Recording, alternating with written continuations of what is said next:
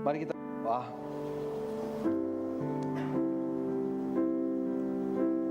Kami bersyukur memiliki keluarga. Kami bersyukur kami dibentuk di dalam keluarga. Apapun keluarga kami, keluarga yang sempurna, keluarga yang sedikit sempurna, keluarga yang kurang sempurna, kami percaya Tuhan, Engkau menempatkan kami di dalam keluarga kami masing-masing, karena Engkau tahu bahwa kami dibentuk, dijadikan menjadi seperti yang Engkau inginkan melalui keluarga kami yang tidak sempurna sekalipun. Oleh karena itu kami mau bersyukur pada saat ini untuk setiap keluarga dari mana kami datang, di mana kami dilahirkan, kami hidup di dalamnya. Dan inilah kami saat ini berdiri di hadapan Tuhan, dikuduskan, disucikan, dibaharui oleh darah Kristus. Kiranya firman-Mu pada siang hari ini ya Tuhan, pada pagi hari ini Tuhan, kembali membaharui cara pandang kami terhadap keluarga kami, cara pandang kami terhadap orang-orang yang ada di sekeliling kami, yang datang dari berbagai macam bentuk keluarga.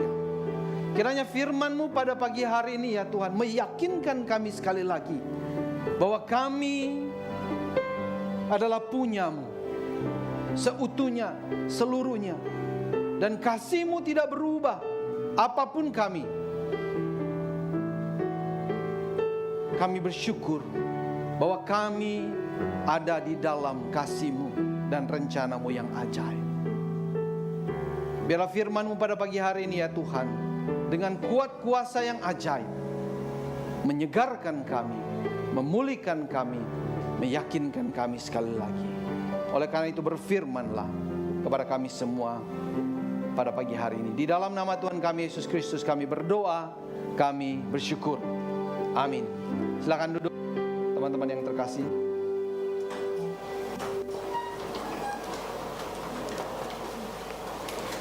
Baik, mari kita buka firman Tuhan. Diambil dari kitab 1 Samuel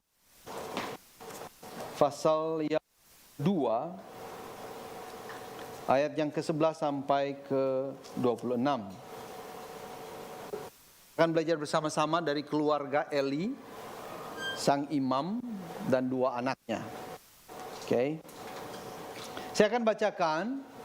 Bapak Ibu sekalian, saudara-saudari yang terkasih akan melihat sendiri di dalam Alkitab atau gadget masing-masing. Kejahatan anak-anak Eli. Lalu pulanglah Elkana ke Rama, tetapi anak itu menjadi pelayan Tuhan di bawah pengawasan Imam Eli. Adapun anak-anak lelaki Eli adalah orang-orang dursila. Mereka tidak mengindahkan Tuhan ataupun batas hak para imam terhadap bangsa itu. Setiap kali seorang mempersembahkan korban sembelihan, sementara daging itu dimasak, datanglah bujang imam membawa garpu bergigi 3 di tangannya, dan dicucukkannya ke dalam bejana, atau ke dalam kuali, atau ke dalam belanga, atau ke dalam periuk. Segala yang ditarik dengan garpu itu ke atas, diambil imam itu untuk dirinya sendiri. Demikianlah mereka memperlakukan semua orang Israel yang datang ke sana, ke Silo. Bahkan sebelum lemaknya dibakar, bujang imam itu datang, lalu berkata kepada orang yang mempersembahkan korban itu, berikanlah daging kepada imam untuk dipanggang, sebab ia tidak mau menerima daripadamu daging yang dimasak, hanya yang mentah saja. Apabila orang itu menjawabnya, bukankah lemang ini harus dibakar dahulu, kemudian barulah ambil bagian bagimu sesuka hatimu? Maka berkatalah ia kepada orang itu, sekarang juga harus kau berikan, kalau tidak aku akan mengambilnya dengan kekerasan. Dengan demikian sangat besarlah dosa kedua orang muda itu di hadapan Tuhan, sebab mereka memandang rendah korban untuk Tuhan. Adapun Samuel menjadi pelayan di hadapan Tuhan. Ia masih anak-anak yang tubuhnya berlilitkan baju efod dari kain lenan. Setiap tahun ibunya membuatkan dia baju jubah kecil dan membawa jubah itu kepadanya apabila ia bersama-sama suaminya pergi mempersembahkan korban sembelihan tahunan. Lalu Eli memberkati Elkana dan istrinya, katanya, Tuhan kiranya memberikan keturunan kepadamu dari perempuan ini pengganti yang telah diserahkannya kepada Tuhan. Sudah itu pulanglah mereka ke tempat kediamannya masing-masing, ke tempat kediamannya. Dan Tuhan mengindahkan Hana, sehingga dia mengandung dan melahirkan 3 anak laki-laki dan 2 anak perempuan lagi. Sementara itu makin besarlah Samuel yang muda itu di hadapan Tuhan.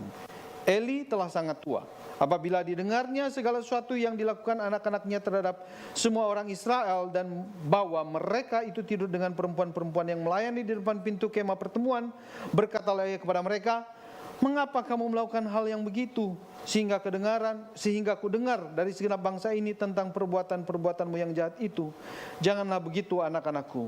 Bukan kabar baik yang ku dengar itu bahwa kamu menyebabkan umat Tuhan melakukan pelanggaran. Jika seseorang berdosa terhadap seorang yang lain, maka Allah yang akan mengadili. Tetapi jika seorang berdosa terhadap Tuhan, siapakah yang menjadi perantara baginya? Tetapi tidaklah didengarkan mereka perkataan ayahnya itu, sebab Tuhan telah mematikan mereka. Tetapi Samuel yang muda itu semakin besar dan semakin disukai, baik di hadapan Tuhan maupun di hadapan manusia. Sampai di sini saja pembacaan firman Tuhan pada pagi hari ini. Nah, Bapak Ibu, rekan-rekan yang terkasih di dalam Tuhan Yesus, pada mulanya Allah itu menciptakan manusia dan menempatkan manusia di dalam keluarga. Jadi Allah membentuk keluarga supaya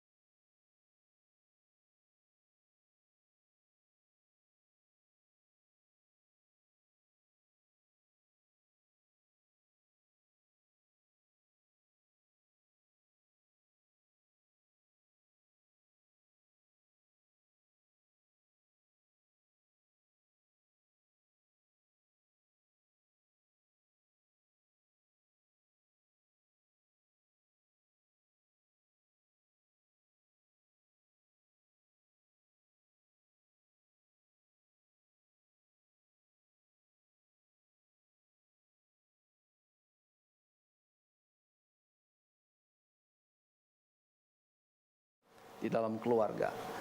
Dan sejak saat itu sebenarnya apa yang kita sebut ya, dysfunctional family itu terjadi. Dan saya yakin kalau kita mungkin terlalu gegabah mengatakan semua keluarga itu disfungsi, gitu ya. Tapi saya percaya sebagian besar keluarga sejak saat itu adalah keluarga yang disfungsional sebenarnya. Apa itu keluarga disfungsional sebenarnya?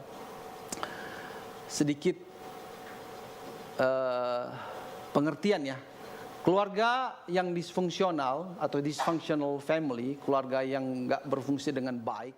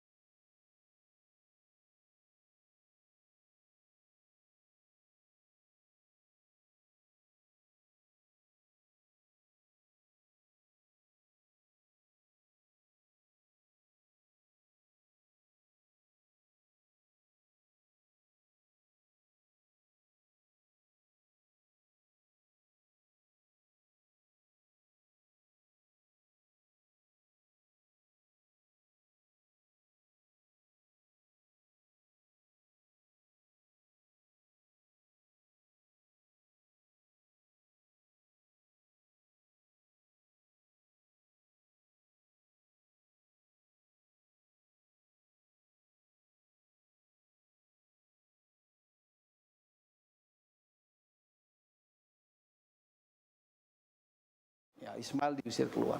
Lalu kemudian kita melihat keluarga Ishak sebenarnya. Ya. Keluarga Ishak kemudian memiliki 2 orang anak. Ya. Ishak lebih mengasihi Esau dan istrinya lebih mengasihi Yakub. Ya, dan antara Yakub dan Esau terjadi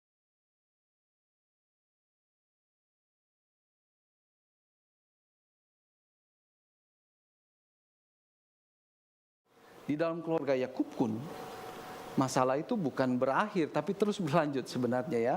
Karena kemudian Yakub lebih mengasihi siapa? Yusuf daripada kakak-kakaknya yang lain. Dan hal itu menimbulkan apa?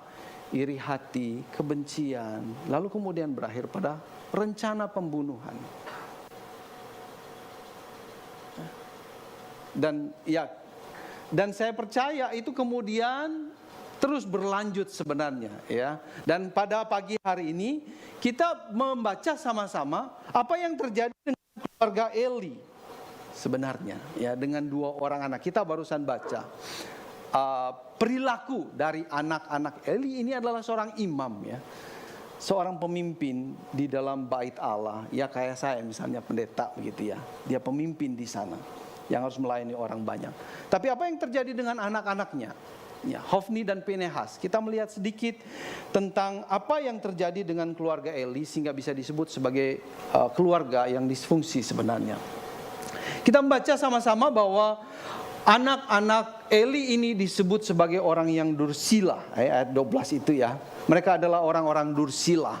Nah, kata dursila ini itu terjemahan dari kata Ibrani Belial sebenarnya. Dan artinya adalah tidak berguna, ya, jahat, kacau balau. Dan hidupnya nggak beraturan begitu ya. Kenapa? Ya karena sebenarnya pada mulanya mereka itu nggak percaya, tidak mengenal Allah mereka. Ya. Dan kata mengenal, kalau kita melihat di dalam Alkitab itu diambil dari kata yada bahasa Ibrani. Artinya bukan hanya mengenal sekilas saja, tetapi memiliki keintiman yang sangat dalam. Mereka punya pengetahuan tentang Tuhan, mereka punya ikatan emosi dengan Tuhan, dan mereka mengalami Tuhan dalam kehidupan setiap hari. Itu namanya mengenal Tuhan. Ya, kadang orang mengecilkan atau ya mengecilkan kata mengenal hanya berhubungan dengan pengetahuan kognitif aja gitu ya, hanya tahu tentang Allah tapi sebenarnya tidak punya relasi hubungan yang dekat, tidak ada ikatan emosi, tidak mengalami Tuhan dalam kehidupan setiap hari. Bukan itu yang dimaksudkan dengan ya, dengan mengenal. Dan ini yang ditulis di sini, apa yang terjadi dengan Hofni dan Pinehas. Dan ini menarik sekali. Kenapa? Karena papanya adalah seorang imam yang sebenarnya adalah pemimpin jemaat yang harus membawa jemaat untuk mengenal Tuhan. Tapi menariknya anak-anaknya dikatakan orang-orang dursila karena mereka tidak mengenal Tuhan. Menarik sekali ya, berarti ada putus sebenarnya, ada sesuatu yang terjadi antara papanya Eli dengan anaknya sehingga pengenalan akan Tuhan ini nggak terjadi. Bahkan 360 derajat kebalikannya, anak-anaknya adalah anak-anak yang jahat. Dan karena mereka tidak mengenal Allah, ya rekan-rekan yang terkasih, maka mereka tidak tahu bagaimana menjalankan peran mereka atau tugas mereka atau pekerjaan mereka sebagai hakim. Ya, kita membaca di situ ya. Mereka seharusnya adalah imam, hakim buat bangsa Israel. Ya. Tetapi di situ dikatakan mereka tidak tahu batas hak para imam terhadap bangsa itu. Ya. Mereka tidak bisa menciptakan keadilan. Ya. Hak para imam itu dari kata mispat. Mispat itu mengenai keadilan, ya, mengadili. Jadi kedua anak Eli ini tidak tahu bagaimana menjalankan tugasnya, walaupun mereka bertugas di dalam bait Allah. Kita membaca di sini tadi bagaimana mereka mengalami berbuat dosa ya pada saat beribadah gitu ya. Mereka nggak tahu bagaimana menjalankan tugas itu. Jadi kita bisa melihat di sini dari tidak mengenal Allah, hidupnya dursila, kacau balau, ya, tidak berguna. Lalu mereka bingung bagaimana mereka harus menjalankan tugas pekerjaan panggilan mereka. Jadi, titik mulanya tidak mengenal Allah. Akibatnya adalah mereka nggak tahu bagaimana harus mereka hidup, kecuali memenuhi atau mengikuti hawa nafsu mereka sendiri. Dan ayat 13 sampai 16 menggambarkan, kita sudah baca, menggambarkan bagaimana bentuk kedursilaan mereka sendiri. Ya, sehingga Tuhan mengatakan bahwa mereka tidak mengindahkan Tuhan, merendahkan korban ibadah kepada Tuhan. Inilah anak-anak Eli, Hofni dan Pinehas.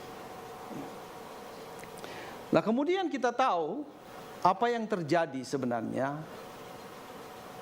sehingga sehingga Hofni dan Pinehas menjadi seperti itu. Kita melihat dari papanya. Papa yang lebih menghormati anak-anak daripada Tuhan. Di ayat 25 dikatakan bahwa ayah mereka mengerti akan dosa-dosa anak-anak Hofni dan Pinehas, tetapi ia hanya mengeluh dan tidak menegur dengan keras. Seharusnya dengan perbuatan anak-anaknya itu, Eli itu bisa mengambil jabatan mereka atau mencabut dari jabatan mereka dan tidak boleh lagi melayani Tuhan, berhenti, nggak boleh lagi. Tapi ternyata Eli tidak melakukan itu, tetapi membiarkan saja, hanya mengeluh. Kalau kita membaca, dia hanya mengeluh dan mengeluh saja, gitu ya. Dan oleh karena itu, di ayat 20 kita tidak membaca tadi, di ayat 29, Eli itu dianggap melakukan dosa yang sama dengan yang dilakukan oleh anak-anaknya. Memandang dengan loba atau dengan serakah, dengan rakus kepada korban sembelihan dan korban sajian untuk Allah. Ia menghormati anak-anaknya lebih daripada menghormati Tuhan. Bahkan kalau kita melihat bagaimana penulis 1 Samuel ini ya, dia di situ ada permainan kata antara hormat di ayat 30 pasal 2 dan gemuk ya di pasal 4. Kalau kita membaca, Eli itu dikatakan gemuk. Jadi kata hormat dan kata gemuk itu dalam bahasa Ibrani bunyinya sama. Kabet bunyinya, kabet ya. Hormat dan gemuk. Atau dengan kata lain, Elia lebih menghormati anak-anaknya dan dia ikut menikmati makan makanan yang dibawa oleh anak-anaknya. Dan oleh karena itu Tuhan mengatakan dia berdosa sama seperti anak-anaknya. Dan di sini berarti Eli itu hampir mirip dengan Yakub, hampir mirip dengan Isa, itu memanjakan anak-anaknya. Ia terlalu sayang sehingga tidak mampu untuk menegur, mendisiplinkan anak-anaknya. Dan ini adalah salah satu karakteristik dari dysfunctional family sebenarnya. Dan disebut dengan the cuddling dysfunctional family. Dan ciri-cirinya apa? Apa yang seperti dialami oleh Eli ya. Otoritas orang tua itu kurang ada. Atau orang tua tidak memiliki otoritas yang memadai untuk bisa memimpin anak-anaknya. Yang kedua, tanda-tandanya perasaan itu sangat dijaga gitu. Jangan sampai tersinggung atau marah. Ya. Dan oleh karena itu, kalau ada diusahakan sebisa mungkin jangan ada perbedaan pendapat di dalam keluarga. Karena kalau enggak bisa ada yang tersakiti. Ya. Dan oleh karena itu anak-anak menjadi pusat perhatian. Apa yang diinginkan anak-anak kemungkinan besar akan diturutin. Dan hasilnya apa? Hasilnya anak-anak atau anggota keluarga menjadi tidak disiplin. Mereka semaunya saja, kontrol dirinya lemah, kekanak-kanakan, mau menang sendiri, egois, tidak bisa bersimpati dengan orang lain, tidak mandiri, pemberontak, daya juang lemah, menyalahkan orang lain.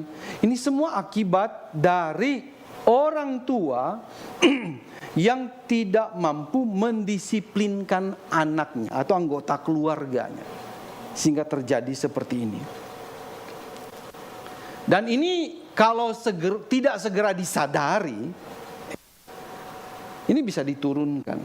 Karena tentu orang tua yang tidak punya otoritas atau orang tua yang tidak mampu mendisiplinkan anggota keluarganya, tentu dia punya latar belakang yang kurang lebih mirip. Dan dia tidak menyadari dan itu turunkan. Dan anggota keluarga yang sudah seperti ini itu menyatu dengan diri dia yang tidak disiplin, ya, dia yang cenderung mengikuti kemauannya saja, cenderung menyalahkan orang lain, itu menjadi bagian dari dirinya yang begitu melekat di dalam dirinya, sehingga dia pikir dia memang begitu dan dia nggak bisa berubah. Nah ini akibat tadi dari apa? Ya karena tiap hari di dalam keluarga begitu kehidupannya. Setiap hari dia pulang dia kembali ke keluarganya, hal itu akan dialami. Jadi dia akan menjadi seperti itu. Dan mungkin ada di antara kita yang datang dari keluarga seperti ini, ya, di mana orang tuanya sangat lemah terhadap anak-anaknya. Atau mungkin juga ada anak-anak kita di sini yang datang dari keluarga di mana papa misalnya sangat keras, kritik, ya. Kalau kita tidak bisa berprestasi, kita dikritik dengan keras. Mungkin ada juga yang dari sana datangnya. Nah ini semuanya adalah bentuk-bentuk dari dysfunctional family sebenarnya. Yang dari tinggal bedanya levelnya aja gitu ya. Dari level yang paling rendah, yang paling lembut mungkin dengan kata-kata yang kasar gitu ya. Sampai kemudian sampai main pukul fisik. Tinggal levelnya saja. Itu yang terjadi di dalam keluarga kita. Akibatnya anak-anak tidak merasa aman. Anak-anak mencari perlindungan di tempat yang lain. Anak-anak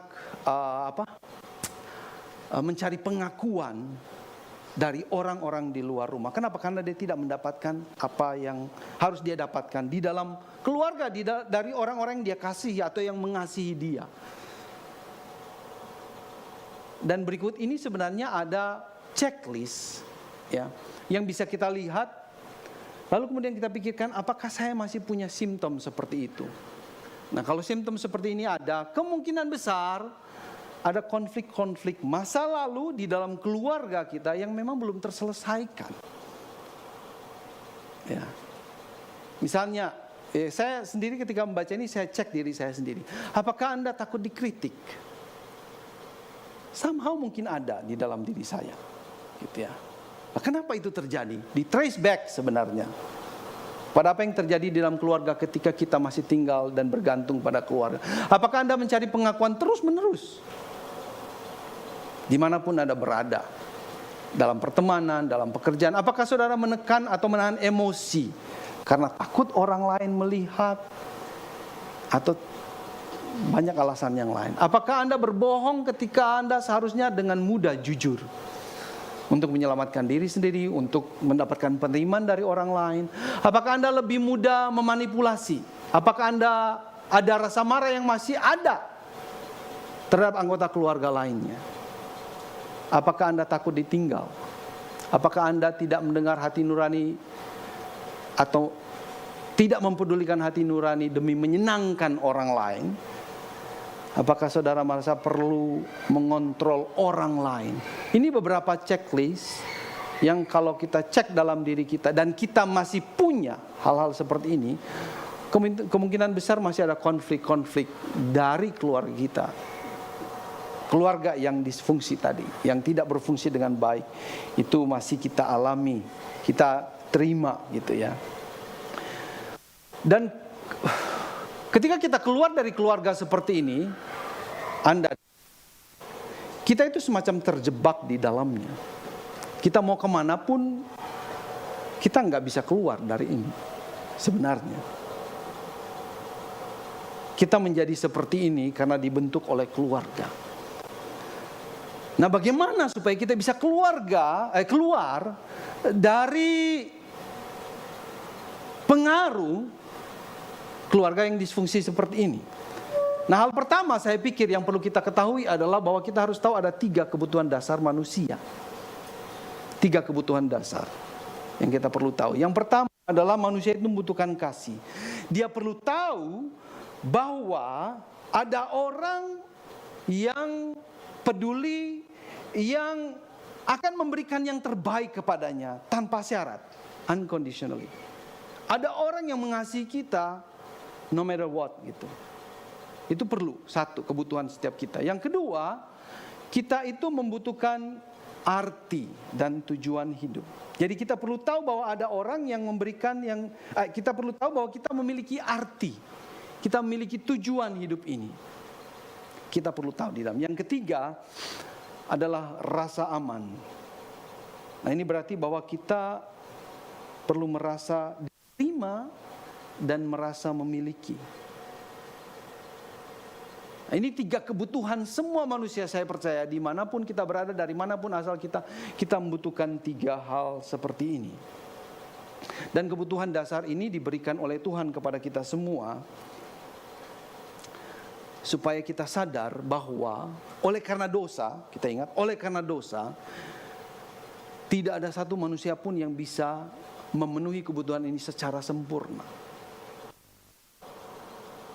Ingat tadi ya, kitab Kejadian bagaimana Kain dan Habel iri hati. Ini kenapa? Karena kasih atau mungkin rasa aman atau kebutuhan arti dan tujuan hidup tidak terpenuhi di dalam keluarganya, sehingga terjadi hal-hal seperti Allah memberikan kita kebutuhan ini karena Dia tahu hanya Dia yang bisa memenuhi kebutuhan ini. Dan kita tahu itu setelah kita percaya kepada Kristus dan kita memahami Injil bahwa Yesus datang dan mati buat kita semua, mengorbankan dirinya. Dan 3 ini sebenarnya terpenuhi di dalam Dia. Kasih, arti, dan rasa aman kita dapatkan di dalam Yesus Kristus. Nah, seringkali kita bergumul dengan 3 kebutuhan ini. Kenapa? Karena kita itu sebenarnya hidup memproyeksikan apa yang diinginkan oleh orang tua kita sejak kita kecil. Kita melihat dunia ini kadang seperti orang tua kita melihat dunia ini. Jadi kita melihat seperti orang tua melihat, atau kita memandang, mengerti seperti yang diinginkan oleh orang tua kita inginkan. Ya. Makanya di dalam kitab Kejadian itu ditulis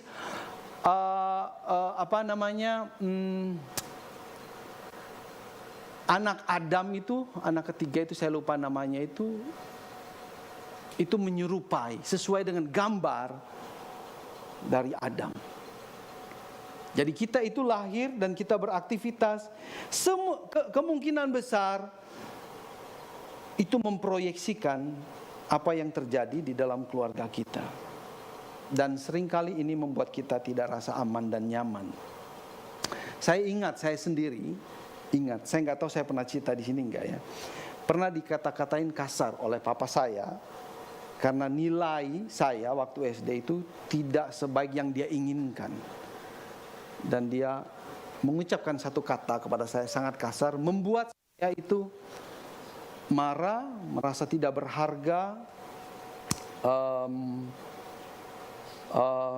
mendendam. Ini memang waktu itu saya tidak, mungkin karena di dalam keluarga kami itu diajarkan kita harus menghormati orang tua dan jangan melawan orang tua, iya kan? Dan ketika hal itu terjadi sangat menyakitkan hati saya, tapi itu tidak keluar, tidak terekspresikan, dan itu terpendam, tersimpan bertahun-tahun. Itu ketika saya kuliah. Itu terjadi waktu SD, dan waktu saya baru menyadari kalau saya itu marah, kecewa sama papa saya itu waktu saya kuliah semester 2 kalau nggak salah. Dan dari sana kemudian saya coba mempelajari apa yang terjadi dengan diri saya. Saya mulai mempelajari bagaimana mengapa saya itu sangat ingin diakui oleh orang-orang di sekeliling saya. Mengapa saya ingin, di dalam pikiran saya ini saya ingin dipuji oleh orang lain. Dalam pikiran saya ingin dibilang, "Oh, kamu pintar ya, kamu bagus ya." Saya pikir mungkin itu ada koneksi dengan apa yang terjadi momen itu. Seharusnya saya mendapatkan pujian ya dari papa saya, tapi sebaliknya yang saya dapatkan, dan kemudian itu menggema ya, terus berpengaruh kepada kehidupan saya sampai hari ini, di mana saya ingin diakui oleh orang lain. Bahkan kadang ketika saya menyusun khotbah ya, dalam pikiran saya yang pertama adalah bagaimana supaya khotbah saya ini membuat orang berdecak kagum. Jadi masih ada sampai sekarang ini hal itu terjadi. Saya harus dengan sadar memikirkan, mengubah, atau tidak memilih memikirkan itu, tapi memilih apa yang Tuhan ajarkan kepada saya ketika saya melayani Dia. Bahwa saya melakukan ini karena saya mengasihi Tuhan, untuk kemuliaan nama Tuhan, dan karena saya mengasihi jemaat-jemaat Tuhan, bukan supaya saya dikagumi. Ini dengan sengaja harus saya usahakan. Rekan-rekan yang terkasih. Dan Sebelum saya percaya Yesus, ini jelas kayak jalan tol itu langsung mempengaruhi saya. Tapi setelah saya percaya kepada Kristus, masih mempengaruhi. Tapi somehow saya punya antidotnya, saya punya way out-nya. Kenapa? Karena sekarang saya memiliki Yesus yang sudah mengasihi saya lebih besar dari apa yang sudah diberikan atau yang dikasih oleh orang tua kepada saya. Dan situ kemudian saya mengerti bahwa percaya kepada Kristus itu bukan hanya percaya dan bilang oke, nanti saya masuk surga, enggak.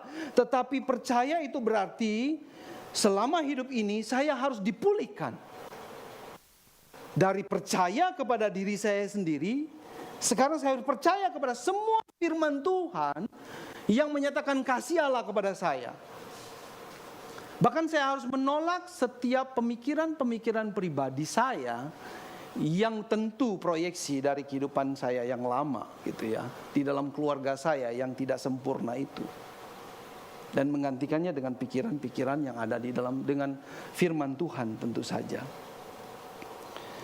Jadi saya terus belajar untuk percaya kepada Allah dan firman-Nya dan menolak untuk percaya kepada hati saya, perkataan hati saya, keinginan hati saya yang saya sadar benar itu tidak memberikan kebaikan apa-apa kepada saya. Jadi kita salah kalau kita berpikir ya, Bapak Ibu yang terkasih, kita salah kalau kita berpikir atau berpendapat bahwa orang tuaku tidak memberikan kasih, arti dan rasa aman yang aku butuhkan pada waktu saya kecil. Karena masa lalu saya tidak bisa saya ubah, maka saya tidak bisa berbuat apa-apa saat ini. Saya terima semuanya dan hidup seperti ini, walaupun saya menderita. Nah, ini suatu pemikiran yang gak benar. Yang benar adalah kebutuhan saya akan kasih, arti dan rasa aman sudah dipenuhi oleh Yesus Kristus yang bangkit dan yang mati dan bangkit bagi saya. Dan saat ini tinggal bersama-sama dengan saya. Meskipun saya nggak bisa mengubah masa lalu saya bisa mengubah sikap saya, reaksi saya terhadap masa lalu saya, terhadap pengalaman saya di dalam keluarga saya yang nggak sempurna. Saya akan bergantung kepada Allah yang berjanji menguatkan saya, menopang saya, dan kemudian berlahan-lahan membangun kembali relasi saya yang sudah rusak berdasarkan anugerah Tuhan. Jadi kita bisa melihat di sini sebenarnya ketika kita bilang saya percaya kepada Kristus, dia nggak mau kita menjadi orang yang apa adanya aja begitu, dengan segala pergumulan kita yang kadang kita nggak mengerti. Tapi dia mau supaya ketika kita percaya kepada Kristus, pikiran kita, hati kita benar-benar ditransformasi menjadi keluarga Allah.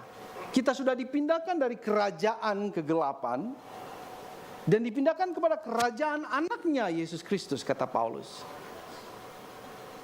Jadi kita benar-benar sudah berada di dalam keluarga Allah. Dan oleh karena itu kita perlu mengubah semua hal agar sesuai atau berdasarkan kebenaran firman Tuhan. Itulah makanya kita perlu mengingat, belajar mengingat, menghubungkan semua fenomena hari ini di dalam diri saya. Saya yang terus-menerus mencari pengakuan, saya yang tidak bisa mengontrol marah misalnya, saya yang sangat kritikal misalnya, saya yang gampang curiga, memanipulasi orang lain. Ini tidak terjadi itu saja menurut saya, saudara-saudara yang terkasih.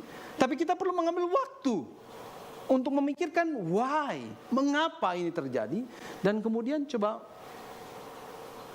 membuat hubungan dengan apa yang terjadi di masa lalu. Ya.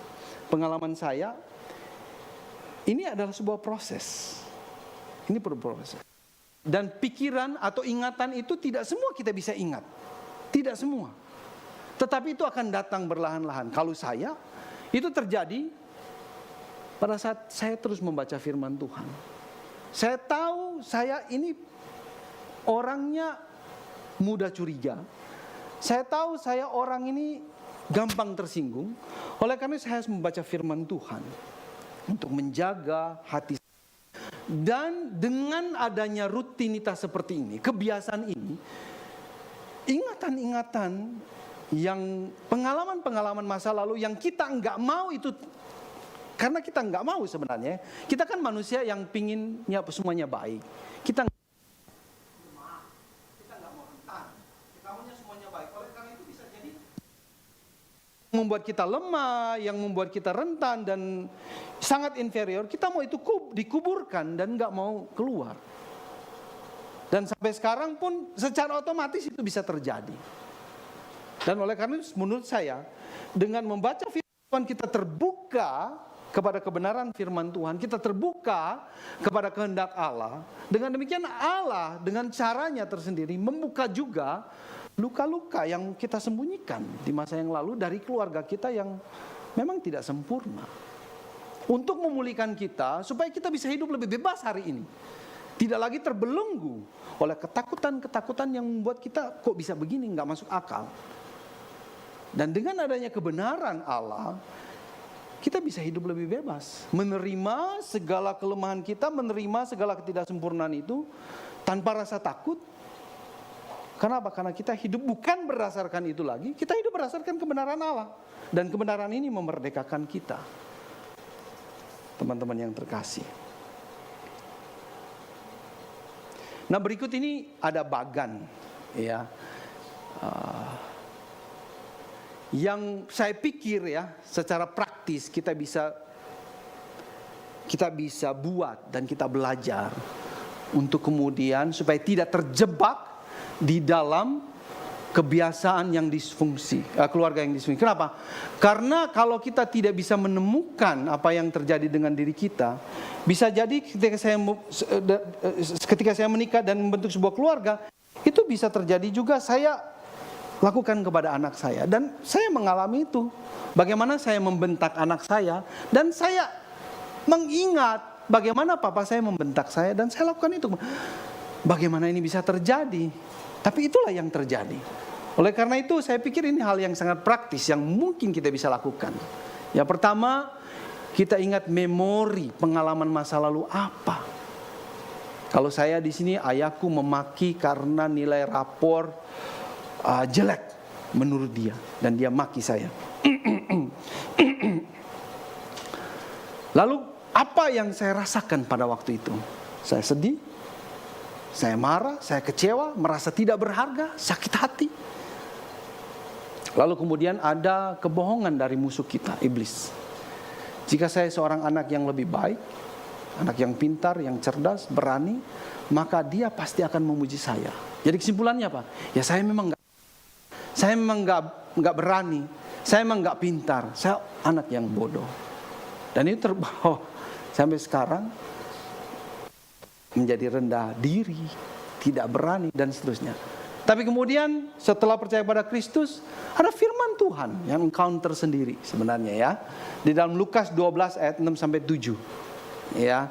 Nanti bisa buka sendiri aja ya. Kurang lebih lah ya, kurang lebih di situ Tuhan Yesus katakan, hidupmu lebih berharga daripada burung-burung di udara. Ya. Rambut di kepalamu pun aku tahu. Yang jatuh itu aku tahu, kata Tuhan. Jadi berharga sekali hidup kita. Dan Paulus katakan di dalam Roma itu, ketika engkau masih berdosa, Tuhan Yesus sudah mati buat kamu. Ketika engkau masih berdosa, ketika engkau masih lemah, dia udah mengasihi engkau dengan hidupnya. Ini kan berarti engkau berharga, engkau enggak bodoh, engkau berharga dan engkau diterima oleh Tuhan, dan seterusnya. Dan setelah firman Tuhan, kemudian bagaimana perasaan saat ini? Sekarang saya mengerti ya, mengapa papa saya melakukan itu. Jadi saya mengerti, saya berusaha mengerti mengapa dia berbuat seperti itu. Ya kemungkinan besar karena apa? Karena dulu pun dia mengalami itu di dalam keluarganya, yang mungkin lebih buruk daripada keluarga ini. Oleh karena itu saya mau mengampuni dia karena hal yang sudah dilakukan pada itu. Saya bersyukur ada Kristus yang menerima dan mengakui saya serta menguatkan saya untuk terus menjalani hidup ini menjadi seorang yang benar-benar bebas dari semua belenggu-belenggu itu. Nah, semoga Tuhan memberkati kita dan terus menyertai perjalanan iman kita menjadi pribadi-pribadi yang sungguh-sungguh bebas dari belenggu masa lalu kita, dari belenggu keluarga-keluarga kita. Dan ketika kita membangun keluarga kita, kita sadar untuk berhenti dari kebiasaan yang keluarga disfungsi itu tadi. Dan membangun sebuah keluarga yang sungguh-sungguh berdasarkan firman Tuhan. Sehingga anak kita bisa merasa dikasihi. Dia mendapatkan arti dan tujuan hidupnya di dalam keluarga kita. Dan kemudian dia merasa aman di dalam keluarga kita. Mari kita tundukkan kepala kita berdoa.